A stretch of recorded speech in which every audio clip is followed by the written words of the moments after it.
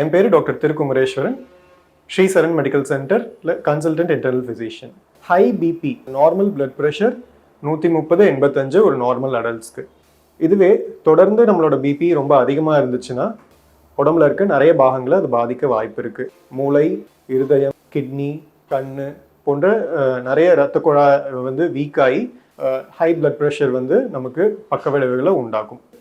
ஹார்ட்டில் என்ன ஆகும் அப்படின்னா, ரொம்ப ஹை பிளட் ப்ரெஷரை மீறி நம்ம ஹார்ட் ஃபங்க்ஷன் ஆக வேண்டிய சூழ்நிலை ஏற்படும் போது ஹார்ட் வந்து ரொம்ப வீக்கமாகும்.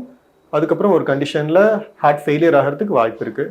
ஹார்ட் அட்டாக் வரலாம். கிட்னிஸும் பாதிக்க வாய்ப்பு இருக்குது. ஹை பிளட் ப்ரெஷர்னால நம்ம கிட்னியோட ஃபில்டர் பண்ணுற கெப்பாசிட்டி குறையும். ஸோ அது வந்து கிட்னி ஃபெயிலியர், க்ரானிக் கிட்னி டிசீஸ்ன்னு சொல்லுவோம். அது ஏற்பட வாய்ப்பு இருக்குது. அதே மாதிரி நம்ம ரத்த குழாய் ரொம்ப வீங்கி ரத்த குழாயும் வெடிக்கிறதுக்கும் வாய்ப்பு இருக்குது. எக்ஸாம்பிள் மூளையில். ஸோ மூளையில் ஸ்ட்ரோக்குன்னு சொல்லுவாங்க. அதுக்கப்புறம் ரத்த கசிவு ஆகிறதுக்கும் வாய்ப்பு இருக்குது.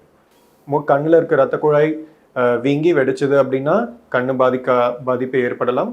மூக்கிலேருந்து ரத்த கசிவு ஏற்படலாம். ஸோ நம்மளோட பிபி வந்து நார்மல் லெவல்ஸில் வச்சுக்கணும். ஸோ நீங்கள் டாக்டர்கிட்ட போய் உங்களோட பிபி எவ்வளோ அப்படின்னு சொல்லி பார்த்து உங்களோட பிபி எப்பொழுதும் நார்மலாக இருக்கிற மாதிரி பார்த்துக்கோங்க. ஸோ பிபி வந்து கம்மி பண்ணணும், அதிகமான பிபி இருக்குது அது கம்மி பண்ணணும் அப்படின்னா உப்பு கம்மி பண்ணிக்கோங்க, டெய்லி வாக்கிங் போங்க, ஸ்ட்ரெஸ் இல்லாமல் இருங்க. டெய்லி ஒரு 10 நிமிஷம் யோகா பண்ணலாம், ஒரு 30 நிமிஷமாவது வாக்கிங் இல்லை சிம்பிள் எக்ஸசைஸ் பண்ணலாம்.